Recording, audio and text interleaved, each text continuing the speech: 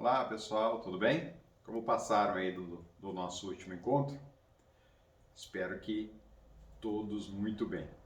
Vamos dar sequência então, né? Nós terminamos lá o artigo 313, né, do Código Penal. Vamos falar hoje então do artigo 313-A. E o artigo 313-A define, descreve aí o crime de fraudes. 313-A, estou fora aqui do 313-A, descreve então o crime de inserção de dados falsos em sistema de informações. Então diz assim, o 313-A: inserir ou facilitar o funcionário público autorizado, grifem funcionário público autorizado, a inserção de dados falsos, alterar ou excluir indevidamente dados corretos nos sistemas informatizados ou bancos de dados da administração pública, elemento subjetivo do tipo, com o fim de obter vantagem indevida para si ou para outrem, ou para causar dano. Então vamos lá, vamos fazer uma análise desse artigo 313-A do Código Penal para que vocês possam entender. Verifique que o legislador menciona nesse tipo legal dois comportamentos distintos, né? A conduta é de inserir ou facilitar a inserção de dados falsos. Portanto, é acrescentado dados diversos, inverídicos naqueles já existentes. Ok? A segunda modalidade de conduta agora é alterar ou excluir os dados corretos. Portanto, agora são os dados que já estão inseridos lá corretamente e agora o comportamento é de modificá-los ou de eliminá-los. Tá? Então, num primeiro momento é crime agir inserindo dados falsos ou modificando os dados existentes, tá? Inserir, né, os dados falsos ou facilitar que um terceiro insira dados falsos. E no segundo momento, então, a conduta não é mais relacionada a dados falsos, mas sim a dados incorretos. Tá? Então, no primeiro momento são dados falsos, no segundo momento dados corretos. Vamos analisar isso com calma. Até porque a pena é de reclusão de 2 a 12 anos, cumulada com a pena de multa. Tá?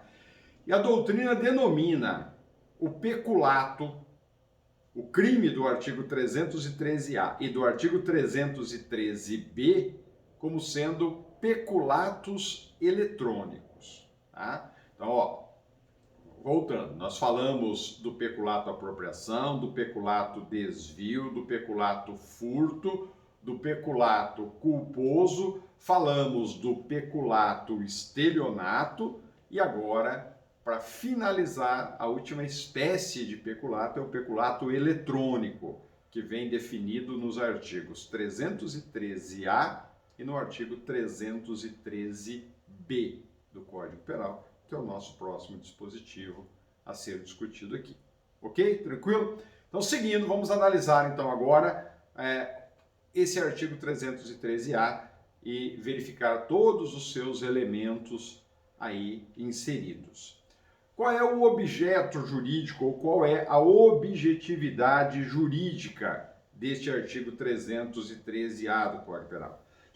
Vejam, aqui o legislador visa a preservação dos bancos de dados da administração pública. Portanto, o bem jurídico a ser protegido aqui são exatamente os bancos de dados da administração pública, que são enormes, né? Levando em consideração toda a administração pública, uma quantidade imensa de dados armazenados, tá? Portanto, há interesse em protegê-los. As condutas descritas, conforme eu já mencionei, são, num primeiro momento, inserir. E o que é inserir? Inserir nada mais é do que introduzir, incluir, acrescentar colocar. Tá? Portanto, você está inserindo. Este é o comportamento. Ao introduzir, ao incluir algo, você está inserindo algo. Né? Ou então, você, propriamente dito, você, funcionário, não faz isso, porém, você facilita a inserção. Tá? Portanto, facilitar a inserção nada mais é do que o funcionário público colaborar com alguém na atividade de inserir. De inserir o quê? Dados falsos nos sistemas informatizados ou bancos de dados da administração pública. Tá? Portanto, agora o funcionário público, ele mesmo vai inserir esses dados falsos, tá, no sistema de informatização, ou então ele, funcionário público, vai facilitar que um terceiro o faça. Ok? Portanto, agora estamos analisando inserção ou facilitação de inserção de dados falsos no sistema de informação. Tá? Tranquilo? Sem problema quanto a essa primeira conduta? Ou seja, o próprio funcionário público efetua a inserção dos dados falsos ou ele permite que terceiro o faça. Tá? Então, exemplo disso aí, para vocês terem uma noção de como se dá isso. O funcionário público inserir tempo de serviço a alguém no sistema, né, de informação, por exemplo, da Previdência Social. Né? O indivíduo tem lá 10 anos, ele precisa de mais 5 anos para conseguir algum benefício, o funcionário público responsável lá pelo sistema de informação insere esses 5 anos. Portanto, esses dados são falsos, introduzidos ali no sistema de informação da Previdência Social, a título só de exemplificação, de esclarecimento, para vocês entenderem como é a ideia aí descrita pelo próprio legislador. A segunda forma de conduta, a segunda modalidade de conduta, agora é o de alterar ou excluir dados corretos. Tá? Então o legislador vai lá e diz alterar. Alterar nada mais é do que modificar. Ou excluir. O excluir é retirar, é suprimir. É óbvio que o legislador vai lá e insere um elemento normativo, né? Indevidamente. Porque esses dados, né, essas informações aí inseridas nos sistemas, eles às vezes precisam ser alterados, às vezes eles precisam ser excluídos, mas se houver uma ordem, uma autorização para isso, a alteração ou a exclusão é fato atípico porque foi realizado devidamente. Então o legislador vem lá e diz: só haverá o crime do artigo 313-A se a alteração ou a eliminação, a exclusão, se der de forma indevida, ou seja, sem ordem legal para tanto. Tá? Então agora o comportamento é de alterar, modificar ou excluir, retirar, suprimir, eliminar indevidamente, tá? Portanto, sem ordem para tanto, dados corretos nos sistemas informatizados ou bancos de dados da administração pública. Portanto, agora não está havendo uma inserção de dados falsos. Os dados que lá estão são corretos, são verdadeiros e lá deveriam permanecer. E a pessoa vai lá e os modifica ou os elimina.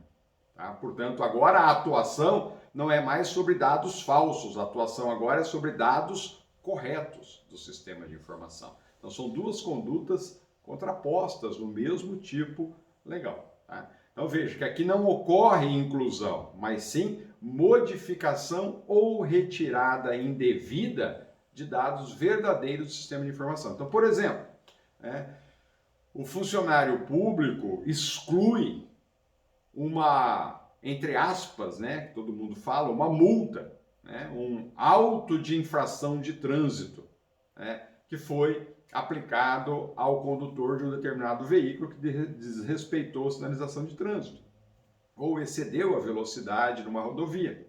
Tá? Então, o funcionário público, vamos imaginar lá o funcionário do Detran, ele vai lá e ele exclui uma multa, né, de uma determinada pessoa, tá? Ou ele elimina a pontuação, né? Antigamente nós tínhamos lá os 20 pontos, o indivíduo tinha superado os 20 pontos, ele vai lá e elimina 10 pontos, que ele fica dentro daquele limite para não ter a sua carteira de habilitação suspensa. Essa é a conduta. Então, o dado inserido lá, ou seja, 25, 30 pontos, são dados verdadeiros. E aí a pessoa vai lá e elimina uma quantidade de pontos, ou elimina todos os pontos, ou modifica aquilo, altera, reduz aquela quantidade de pontos. Portanto, esses são os comportamentos descritos aí no tipo do artigo 313A, chamado peculato eletrônico. O elemento normativo, conforme eu já mencionei para vocês, está inserido aí no indevidamente, né? Se a exclusão ou a alteração for realizada devidamente, tá? Portanto, com ordem para tanto, com ordem legal superior para tanto, o fato será atípico ou é atípico. E o elemento subjetivo, que eu também já mencionei na leitura do tipo legal, é fácil de identificá-lo, é o dolo, com um fim especial de agir. E qual é esse fim especial de agir indicado no tipo legal? Para obter vantagem indevida a si ou a outrem, ou então para causar dano. Esse é o dolo. Quando o indivíduo realiza qualquer uma dessas condutas, ele deve fazê-la e deve ficar demonstrado que ele assim agiu com o dolo específico, dolo com o fim de obter uma vantagem indevida para si ou para outra, ou então simplesmente com a finalidade, com o dolo, com a intenção de causar dano à administração pública. Tranquilo? O sujeito ativo, tá, deste tipo legal, vocês já perceberam, é crime próprio, né? O artigo 313A, o peculato eletrônico, é crime próprio. Só pode ser praticado por funcionário público. E aí eu mencionei para vocês na leitura do tipo legal. Grifem, funcionário público autorizado. Portanto, aqui o crime é próprio porque só o funcionário público autorizado, não é qualquer funcionário público.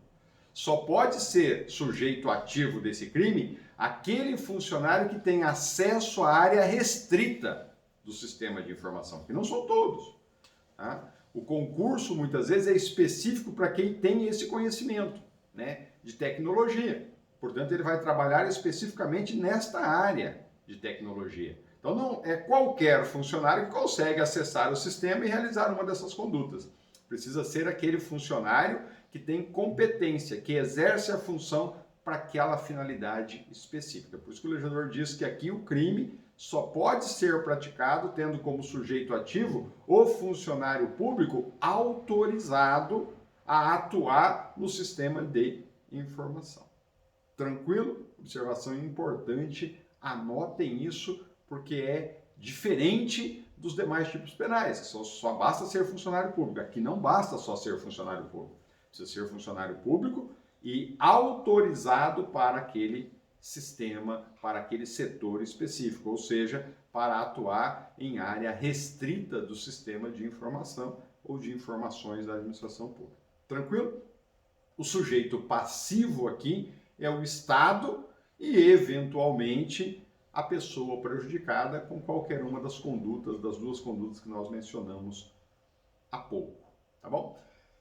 Para finalizar, consumação e tentativa, né? Pelo que vocês observaram também na discussão sobre esse tipo legal, nós estamos diante de um crime formal e não de um crime material. Portanto, a consumação vai acontecer no exato momento da conduta.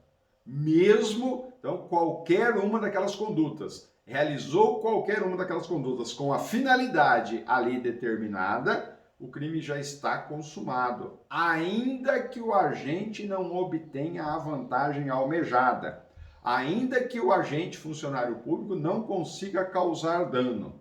Basta agir com essas finalidades, tá? ou de obter a vantagem para si ou para outrem, e essa vantagem é óbvio indevida, ou com a finalidade de causar dano, mesmo que esta finalidade não tenha efetivamente se concretizado. Nós não estamos diante de um crime material, e sim de um crime formal. Portanto, a consumação se dá no momento que o indivíduo realiza a conduta com o dolo de obter uma dessas duas finalidades, ainda que elas não ocorram. Tranquilo? E a tentativa, perfeitamente possível, né? O indivíduo realizou, tinha a intenção de realizar a conduta para uma determinada finalidade, aí indicada no tipo penal, e por circunstância alheia à sua vontade, ele não conseguiu concluir o seu intento já iniciada a execução. É perfeitamente cabível, sem problema algum. Ok? Entender o artigo 313-A é fácil, né? As condutas são bem delineadas, são bem descritas aí pelo legislador, de modo a não causar nenhuma dificuldade na compreensão do tipo penal e também de facilidade para vocês responderem qualquer questionamento a respeito e atuarem sobre esse crime na prática futuramente. Vamos avançar mais um pouquinho? Último peculato eletrônico vem descrito no artigo 313-B do Código Penal. Portanto, no 313-B nós vamos analisar a modificação ou a autorização, né? Modificação ou a alteração não autorizada de sistema de informação. Vamos fazer uma leitura no 313-B. Diz assim: modificar ou alterar o funcionário público, veja que agora basta ser funcionário público, sistema de informações ou programa de informática sem autorização ou solicitação de autoridade competente. Pena de detenção de 3 meses a 2 anos e multa. As penas são aumentadas de 1/3 até a metade se da modificação ou da alteração resulta dano para a administração pública ou para o administrado. Então vamos lá. Vamos agora então concluir o último tipo de peculato eletrônico, fazendo uma análise, como nós vemos, a gente está fazendo em todos os tipos penais, de todos os seus elementos constitutivos. Então vamos lá. Portanto, nós estamos também diante de um peculato denominado pela doutrina de peculato eletrônico, que tem como objetividade jurídica, ou traz o artigo 313-B como tutela, proteção, objeto jurídico, nada mais, nada menos do que a preservação dos sistemas de informações e programas de informática da administração. Veja que agora o bem jurídico recai não sobre os dados inseridos no sistema, mas sim a tutela, agora a proteção, recai sobre o próprio sistema. Okay? No 313-A, a tutela é relacionada, visa, portanto, a proteção dos dados ali inseridos. Tá? Agora não. Agora no 313-B, o que se protege é o próprio sistema de informação. É o próprio programa de informática da administração pública. Porque os dados que estão inseridos dentro desses programas já estão tutelados no artigo anterior. Agora, então, vamos proteger o próprio sistema. Ok? Então, por isso, a diferença desses dois tipos penais. Portanto, os dois são denominados de peculato eletrônico. Um vem no 313-A, outro no 313-B. Tranquilo? Objetividade jurídica de um e do outro é distinta. Tá? No 313-A, protege-se os dados, tutela-se os dados ali inseridos. No 313-B, protege-se o próprio sistema, o próprio programa de informática, pertencente à administração pública. Tá bom? Tipo objetivo. No 313-B, conforme eu disse para vocês, a diferença dele para o crime anterior é que no crime anterior a conduta é voltada, a conduta recai sobre os dados.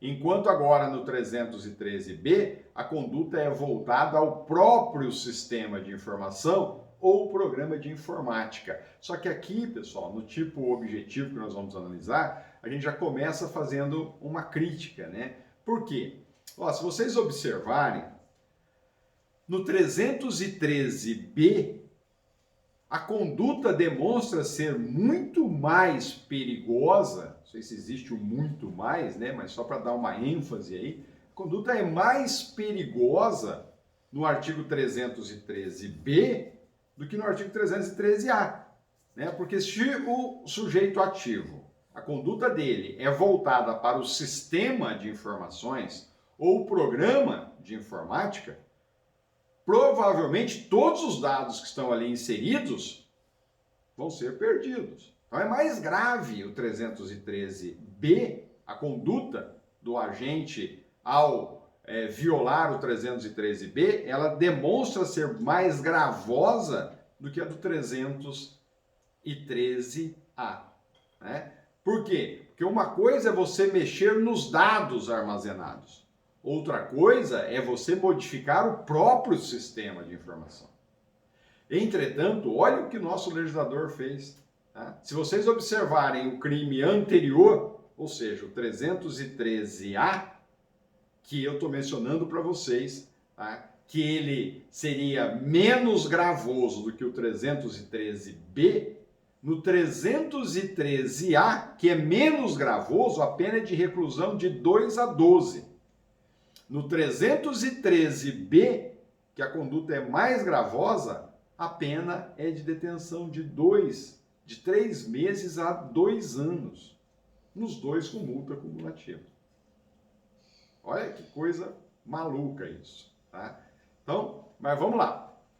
Vamos analisar essas lambanças do nosso legislador. Ele vai lá e menciona modificar ou alterar. O modificar aqui, pessoal, é transformar radicalmente. Significa desnaturar o sistema ou programa de informações.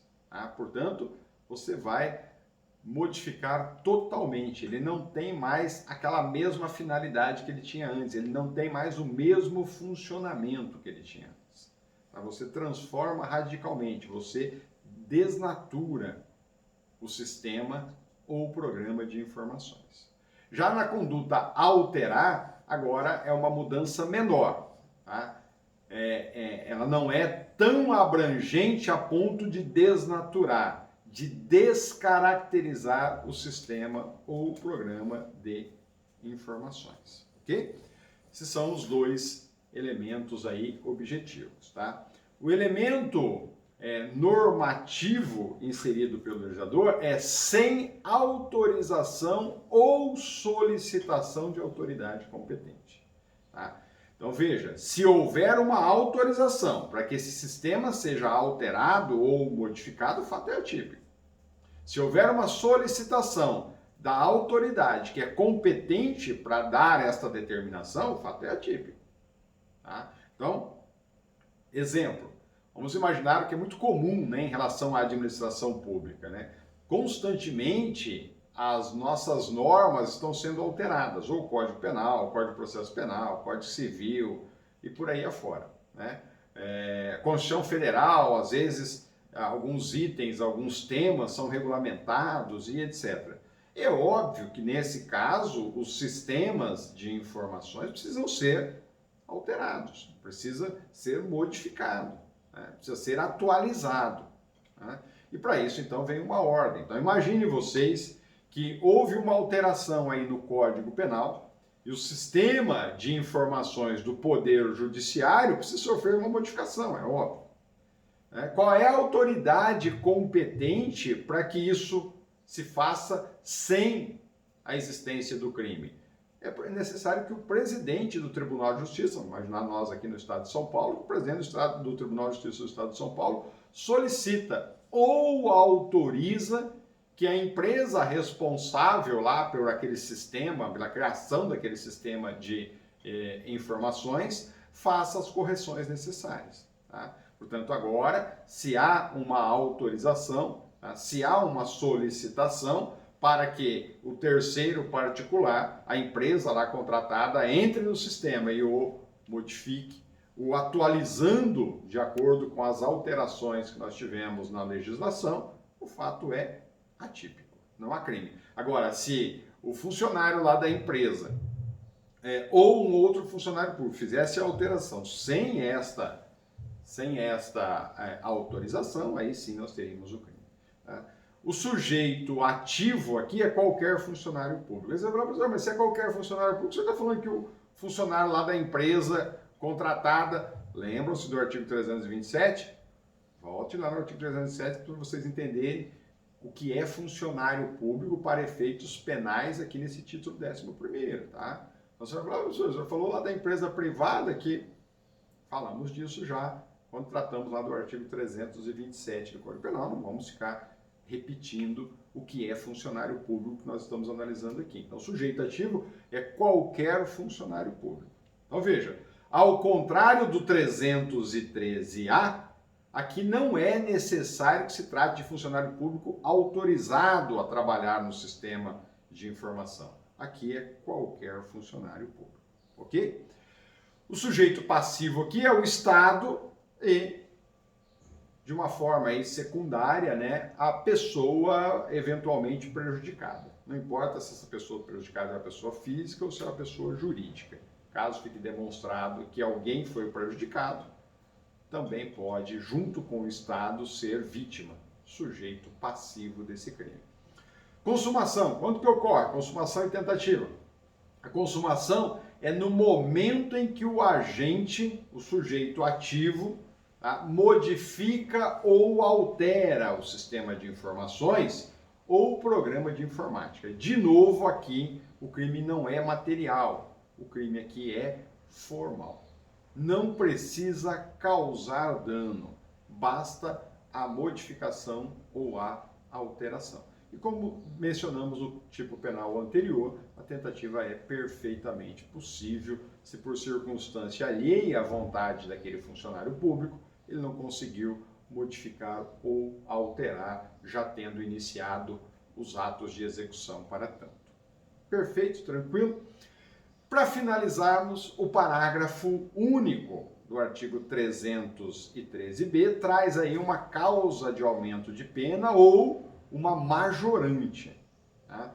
Ele menciona lá que a pena será aumentada, né, de 1/3 até a metade se das condutas que nós analisamos no caput, ou seja, da modificação ou da alteração, vier a resultar dano à administração pública ou para o terceiro, né, para o administrado.